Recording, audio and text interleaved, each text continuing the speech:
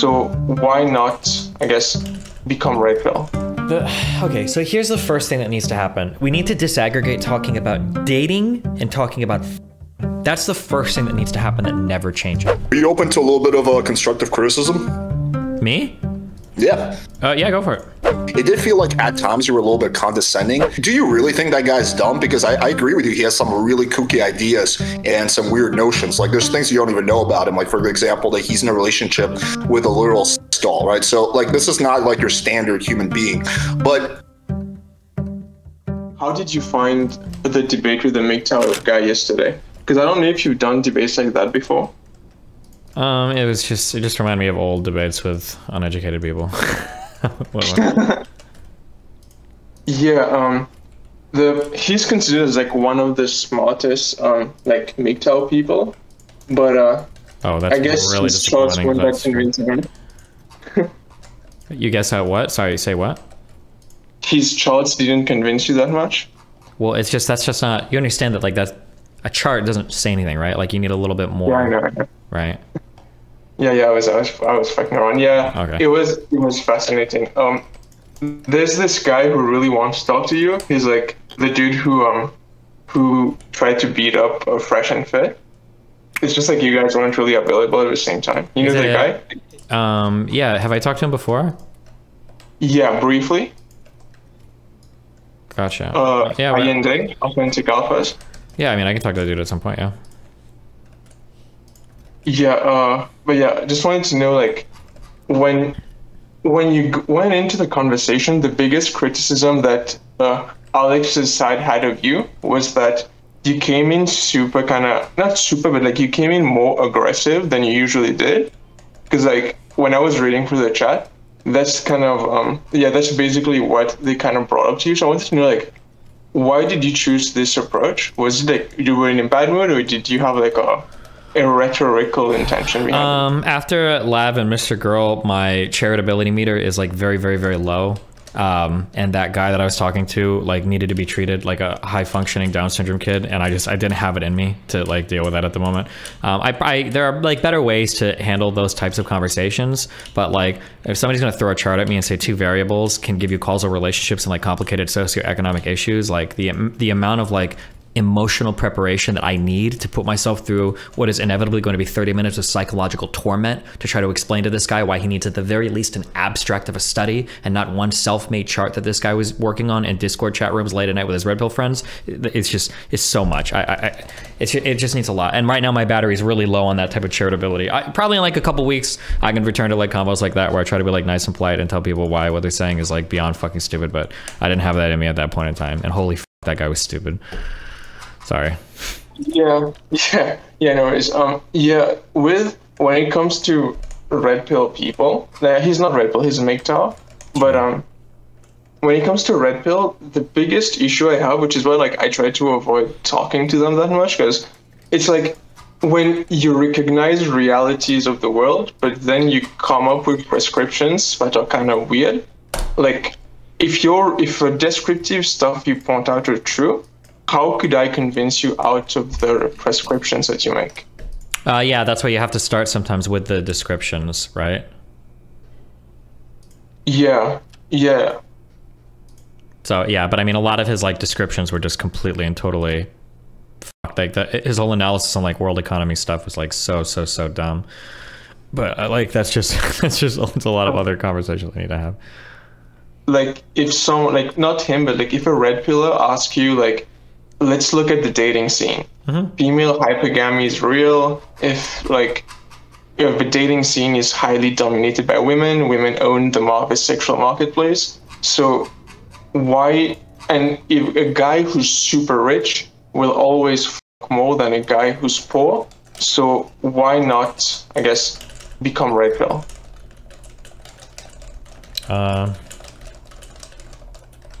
See what I mean? Okay, so here's the first thing that needs to happen. We need to disaggregate talking about dating and talking about that's the first thing that needs to happen that never changes, okay? Like like the marketplace definitely favors like rich and wealthy and Chad guys or whatever when it comes to but that's probably always been the case. But when it comes to dating, like it might be that 80% of women chase 20% of men or whatever, but it's not like 20% of men are dating 80% of women. That's not true, right? If without getting too deep into this, this is the ultimate, this is what actually has to happen. Okay. If people want to give real advice to real men to make them successful in life, here's what actually has to happen. This is the problem. The problem is that men are socially retarded, but they've gotten away with being socially retarded for a long time because traditionally they had all of the access to labor. If you wanted to be like a person that could live in a house and have a family, you had to go and find a guy because men were the only ones that could work. Now that women have had the ability to work, there's a whole different dynamic that's starting to evolve where women are choosing men based on more than just the fact that the guy has a job at 7-Eleven. That might have been enough 20, 30, 40 years ago, but it's not anymore. And men haven't done a lot of work when it comes to being able to communicate, to have emotions, to be a partner in a relationship, to share chores in a household, to not be egotistical morons. These are a lot of issues that men traditionally have never had to work on ever. A really good example of this is I've gotten only two, so maybe it's bullshit, but I've gotten 2 emails from women that live in 2 different Middle Eastern countries, and they talk to me about how this dynamic is playing out in ultra real time. For instance, in Middle Eastern societies, when boys are born into households, I don't want to say they're treated like kings, but it's this is the boy, this is the man of the house. He goes out, he plays games with his father, maybe they prepare to work and all of that, and that's so cool, that's what they do. Well, women are trained from very early ages in Middle Eastern countries to be able to cook, clean, take care of everything in the household, take care of little siblings, do all the things they need to do to run a household, and they're working. So what's happening is women are going into the workplace in some of these markets. They go into the workplace, they get a job, they're engineers, they're making money, and then when they find men are worthless. Yeah, they work, but they can't do any household chores. They can't clean. They're disgusting. They're schizo fucks when it comes to communicating emotions. And there was that one study that I pulled out yesterday that showed in the United States, when women are dating men and they earn more than men, they're still doing more than 10 hours of household chores in a week on average than the men are, even though they out earn their husbands, because men are so fucking brain dead when it comes to functioning in a household. So to wrap that all up, the long and short of it is that men have to learn how to be better partners in relationships when traditionally they haven't had to, so that they just haven't had any of that training yet. That's my opinion. That's my takeaway for it. Or the black pill is you can say, well, every guy needs to earn 500K a year, otherwise he's fucked. That's what I look at. Yeah, no, you're right on that. The answer that I know, the big red pill guys give is that for a society to be ideal, okay, I don't believe this. It's just what they believe. It's that a woman needs to be led and let the men elect each other and take control of society, because a woman's nature is to be led and a man's nature is to be the leader. Yeah, that's cap and cringe, because the reality is 98% of men are followers. I'm sorry, but men are not natural leaders. They just absolutely aren't. Anybody that's played games knows this. Anybody that's worked in a managerial environment knows this. Anybody that's been the CEO of a business knows this. Most men are sheep followers. That's just a fact. Most women are too, but there are probably some women that can lead, very few of them, and there are some men that can lead, very few of them. But most people are followers. Not that there's anything wrong with that. That's totally fine. That society doesn't function, too many chiefs, not enough Indians is a saying for a reason. But yeah, the idea that men are natural born leaders, that's just absolutely cap and not true. But I mean, men don't want to hear that, because all men need are constant fucking ego inflation. Nothing is more cringe to me. And I'm sorry, I'm not trying to sound mean. I am, I guess. Nothing is more cringe to me than these 320 pound, 5'9" dudes sitting at their computers talking about how their stock is that of the alpha leader who needs a woman to be subservient to him, when this guy can't even wash his own fucking ass, but he thinks he's going to be the leader of his household and the leader of society, when he would be fucking lost without mom and dad to do the laundry and cook dinner for him.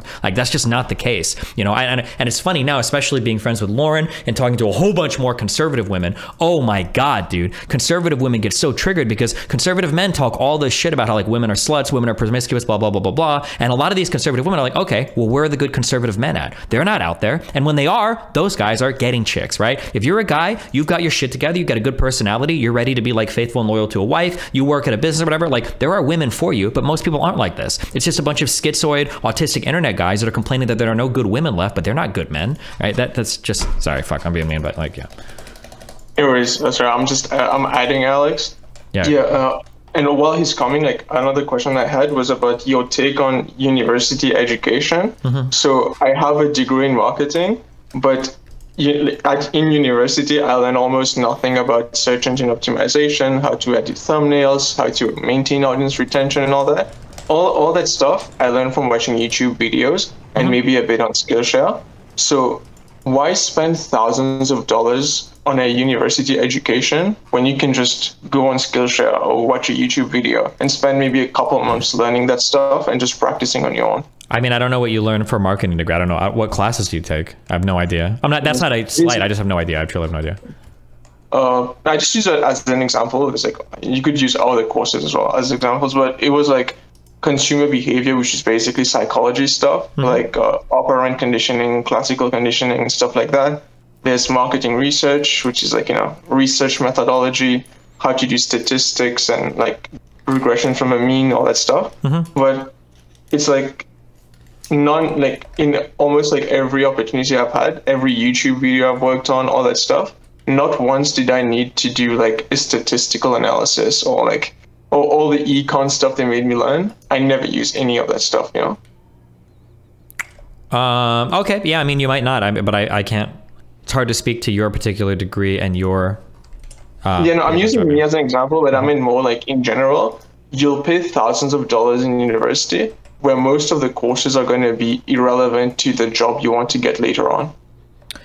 I mean, I don't know if that's true for a lot of like engineering jobs. Like I think the courses you take in university are generally pretty important. Like there's going to be on-the-job training too, but.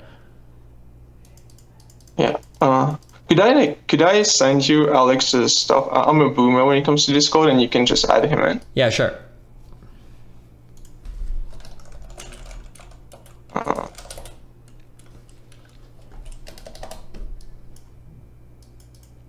right. I gave you his thing.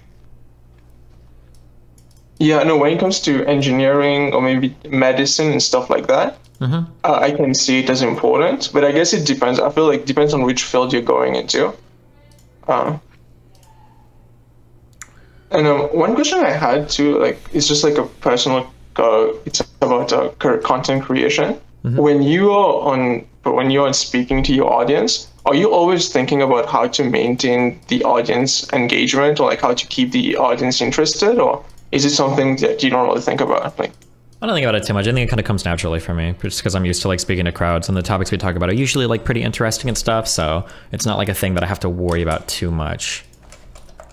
Okay, because yeah, that's an issue sometimes I face if I'm doing like a 1-hour video, because like I worry like how can I be sure that the audience will care and then just get bored like 10 minutes in, Yeah, I mean, it's important to have like I don't know, or you're asking me, so I'm just being super honest. I think for you, I think a really important thing would be working on inflection.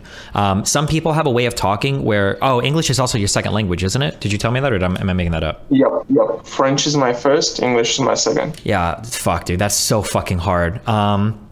Getting fluid in a language and being able to speak with inflection and variety in tone is really important. Otherwise, everything ends up sounding like kind of the same run-on sentence, and the audience retention is going to go way down because stuff like this is excruciatingly painful to listen to for long periods of time, right? Like it sounds kind of like minor, and it's difficult. I can't imagine how difficult it is to work on with a second language. It's really hard. I guess listen to good speakers and try to emulate it, but yeah, being able to vary the way that you speak. I've noticed for a lot of ESL people, it's very difficult to have an entertaining grasp of the English language. I think that's why like foreign language, like the Russian professors and shit for math classes are so horrible to listen to, Yeah, it's something I'm working on, but I'm not there yet. And after our last conversation, this guy who works for Linus Tech Tips, he reached out to me and he told me like, my biggest issue in content creation is that the way I'm growing, it's because like people are not watching me for me, they are watching me for who I'm interviewing. So it's like... That's not always bad. It just depends on the style of content that you're going for.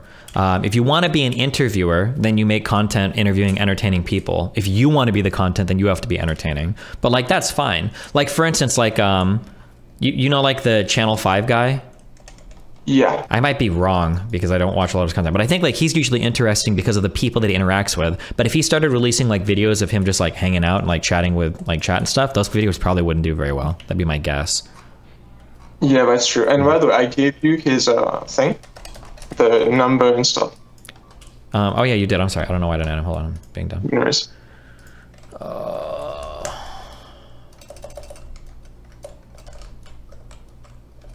Yeah. Wait, I feel like I don't think did he accept my friend request? Let me tell him to accept. No, he didn't. He needs to.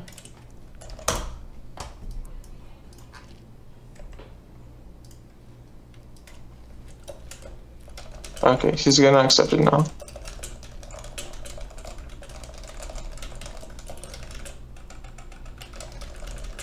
But yeah, when it comes to, like, so I was listening to your conversation with Dylan Burns about that, where you told him that the issue with him is that people didn't come to Dylan Burns to listen to Dylan Burns, rather just like to watch the characters he had on, like whether it's the left wing guy or the right wing guy or whatever. And I'm working on like, I'm trying to do more. Okay, he sent you a friend request, he says? Alex says. Nope, I sent him a friend request. He hasn't accepted it yet. If he would have sent me one, it would have auto-added us. Sorry.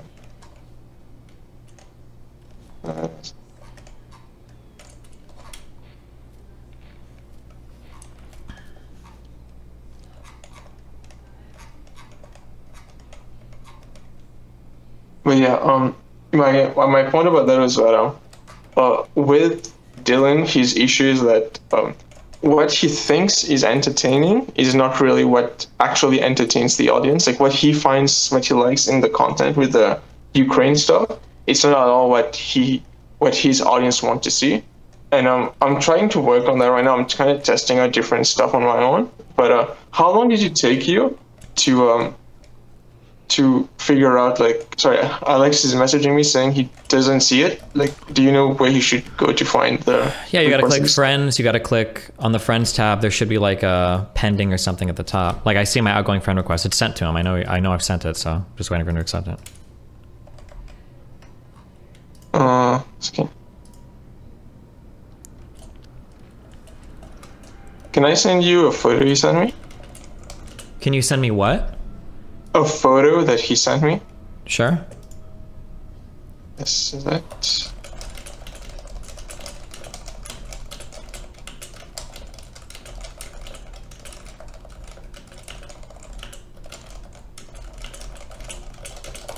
Yeah, here it is.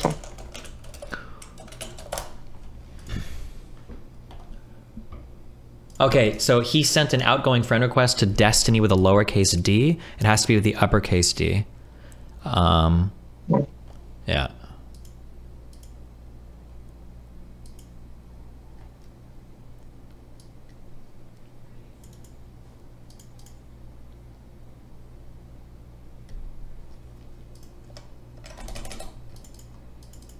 All right, I told him that. Yeah, so right now I'm trying to do more like TikTok content where like I'm doing like more short form content because the guy, the Linus Tech guy, he told me that nowadays the audience retention is not the audience attention to what you do. It's really low, so it's better to keep it short form. And but I mean, I feel like I kind of suck right now, but I'm just trying to get better slowly. How long did it take for you to get good at streaming? The problem is that like oftentimes we're preparing for the jobs we're going to work for our entire lives without realizing it. Like I was always like making jokes and doing stuff in school, right? I'm like, it's never been like I had to learn a whole bunch of shit to be charismatic. That was just kind of like who I was. So I don't know how I would like tell somebody to practice it or train it. Unironically, this is where people like Alex would come into play. Like I couldn't teach somebody it. It's just stuff that I've worked on kind of my whole life, you know? I can give you tips for practicing it, but you're probably going to know more of those tips than I will, right? Things like approaching people at random and trying to strike up conversations. You know, like basically it's probably gonna be a bunch of stuff that you guys talk about when you're teaching like game or whatever, I would imagine. But yeah, I don't like teaching it. Yeah, it's gonna be really difficult, yeah. And he sent you the request now, this one's the correct one. Okay, gotcha. I see that. Oh, it was a different name. Okay. Yeah. You got it? Yep.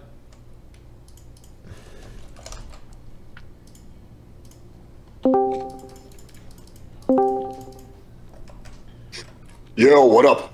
Hey, what's up? Hi. Not much. This is my first time using Discord, so I'm popping my Discord cherry. But yeah, man, I was listening to a little bit of what you guys were discussing.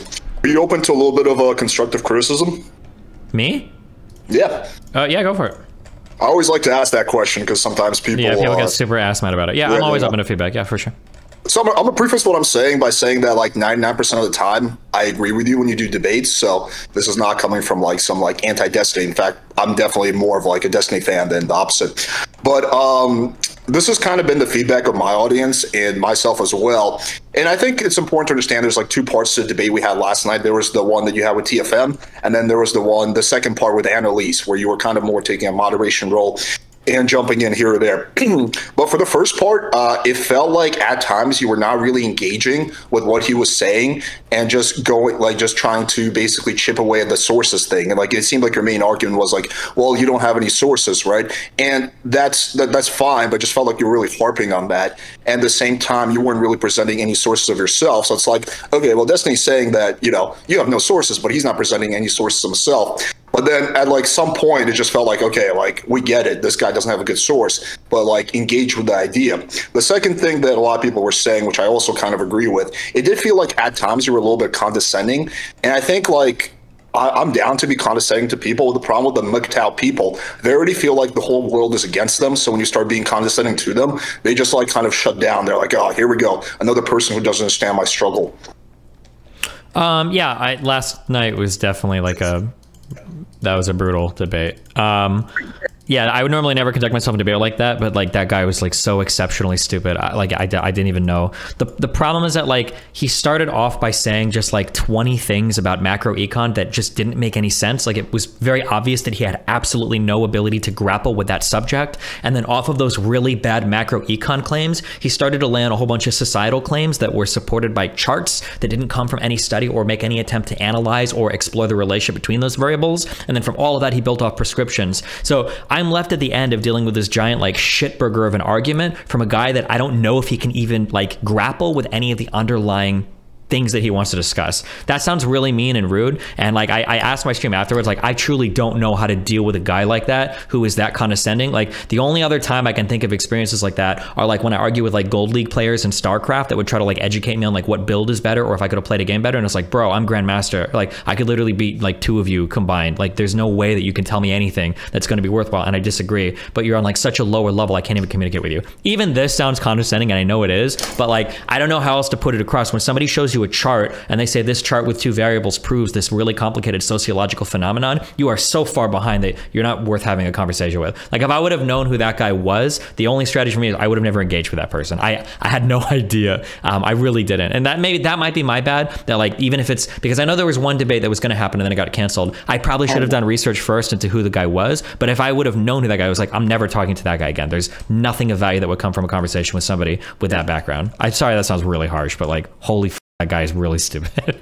Sorry. Dude, that's interesting because I feel like you have conversations with people who are like way more gone than him all the time. Like, do you really think that guy's dumb? Because I agree with you. He has some really kooky ideas and some weird notions. Like, there's things you don't even know about him. Like, for example, that he's in a relationship with a literal sex doll, right? So, like, this is not like your standard human being.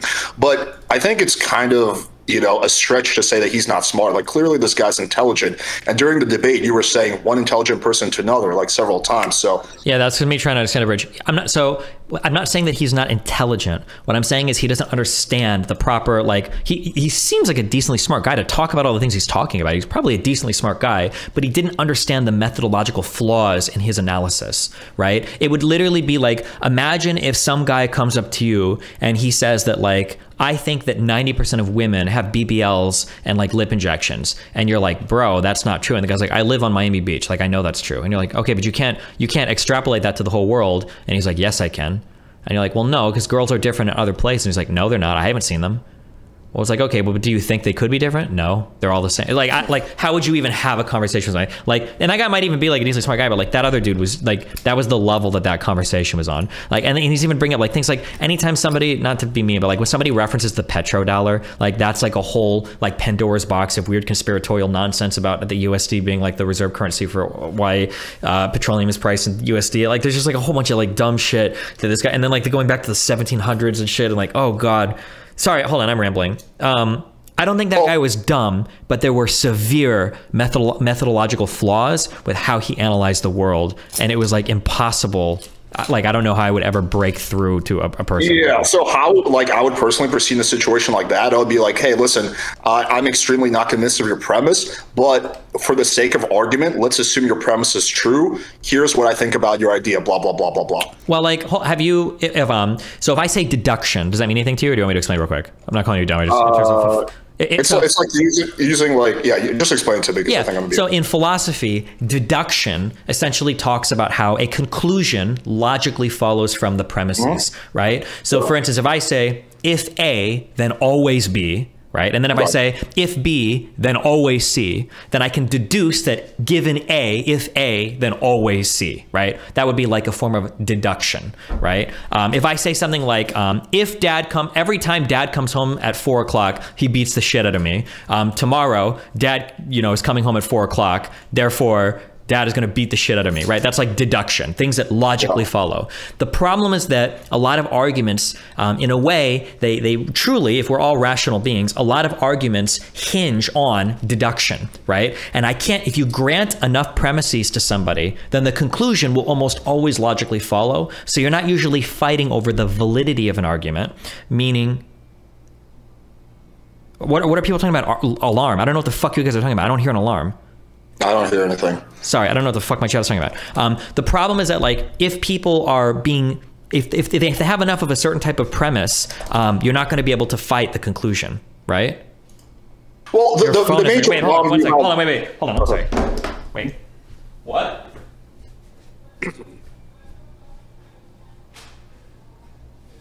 Yeah, I wonder only if his apartment is on fire or something. Wait, what? That would suck.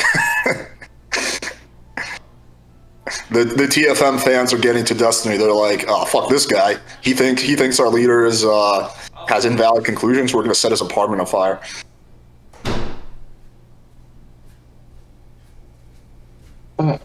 Yeah, I don't know whether.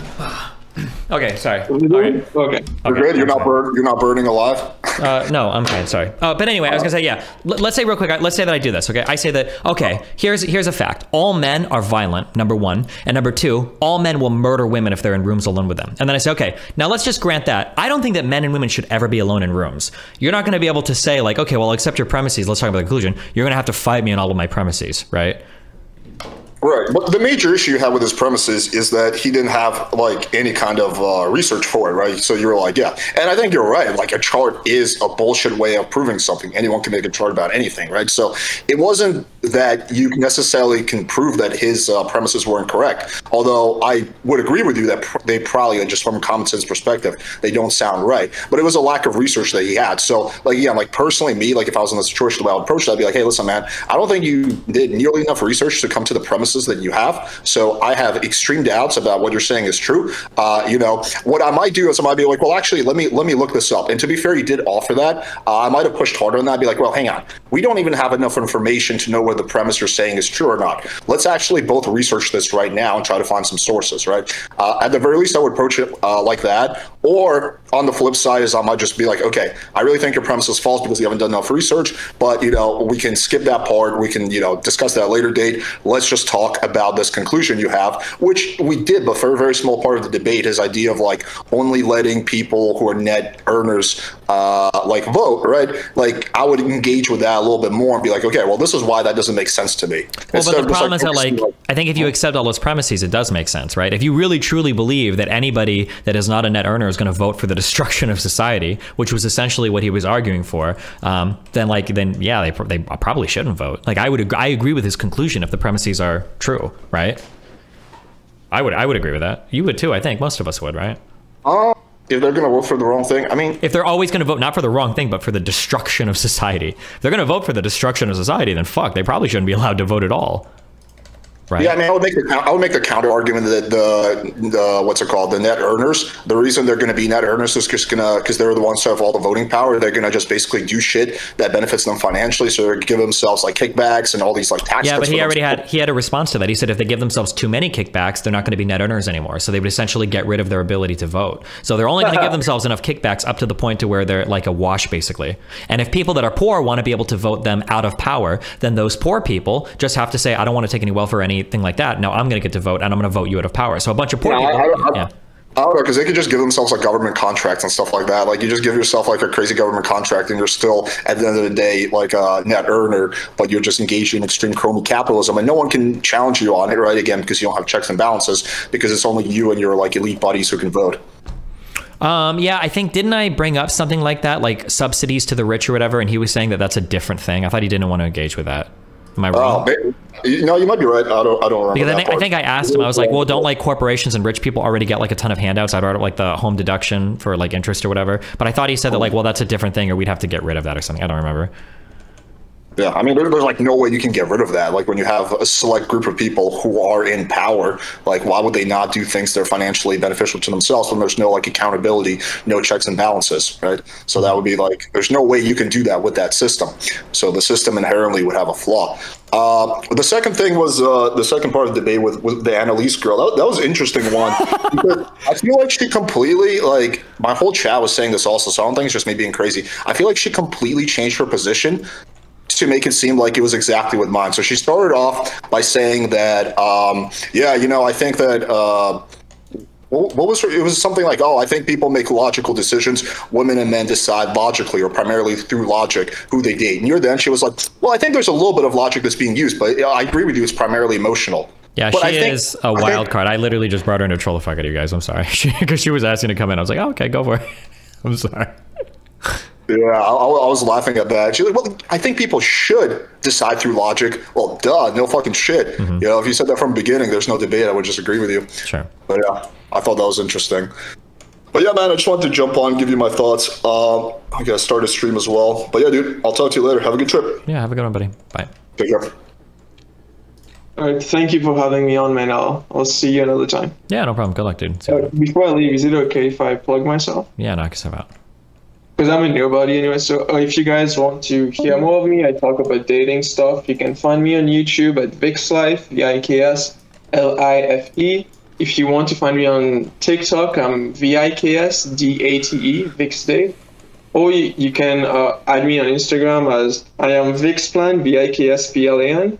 If you don't want to do any of that, to everyone doing the Nopers emote in chat, it's all good. Just tag me in DGG. I'm VixPlan as well. All right. Cool. All right. Everyone. Yeah, thanks a lot. Have a good one, dude. Bye-bye. Bye.